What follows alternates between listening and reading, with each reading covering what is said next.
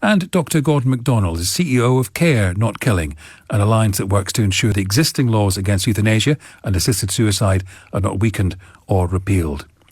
Dr. Macdonald, first of all, what do you think? I know you won't be happy with the outcome of this vote, but what do you think its significance is?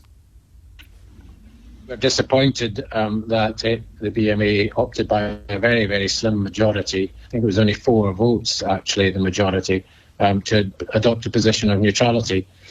But, you know, the BMA is split on this issue. In fact, the vote today was a lot closer than the outcome of the poll that happened last year. And that's because there was a more informed debate today. People were able to consider the arguments against, which wasn't so much the case last year.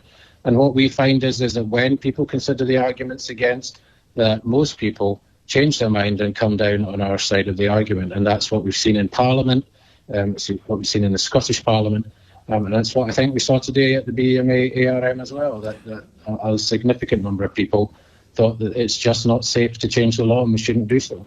And what for you are the most persuasive arguments against changing the law, Doctor? Well, the most persuasive arguments are that people who are in a vulnerable situation will feel under pressure, possibly internalised pressure, that's maybe even the most common, or possibly external pressure from other sources, to end their lives prematurely. And, you know, that's been shown to be the case in lots of jurisdictions around the world. In Oregon, last year, 53% of people who had an assisted suicide said that their fear of being a burden on their family or their friends or their caregivers was one of the reasons for doing so, and it was 59% the previous year. Well, that's a huge number of people saying, you know, we just don't want to be a burden anymore, and that's nothing to do with pain. In fact, this debate is not about pain. This debate is about people who wish autonomy and people feeling a burden, people who are vulnerable feeling a burden, and society sending out a message that some people's lives are just not worth living, and that's not a message that we should be sending out to people.